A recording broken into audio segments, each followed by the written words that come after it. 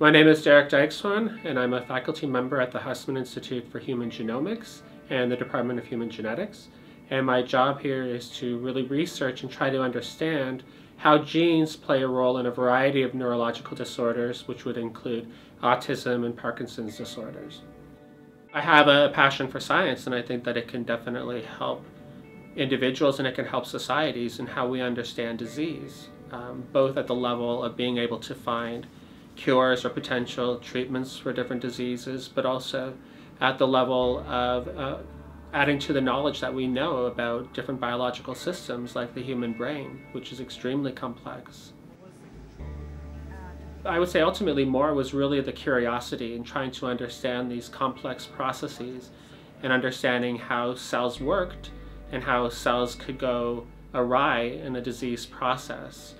So by understanding the genes that drive the disease, you can then understand the disease process. Well, I think that there's a great need for younger researchers and sciences in general. Science is a fast-moving field where there's a lot of new technologies that are driving how science is being done, and we can do things now in science and in our research that we would never have been able to do a couple of years ago. So we need creative young people who have a good scientific knowledge, who can really take those new advances and build upon them. I think genetics specifically is an extraordinary area at this time because the technologies that we have for sequencing and understanding all of the bases that are in a human's genome, we can now look at that, and we can look at that in many, many people. So we're able to identify a lot more about what is going on and the different types of changes that may occur in different individuals. I have 6 children. I have 3 boys and 3 girls. The one thing about being a scientist is that you do have a certain amount of flexibility as well. You know, you really can plan out how long you're going to work and when you're going to work, so you can really work out taking care of things that are necessary for a family, as well as doing your research and the commitments that you have.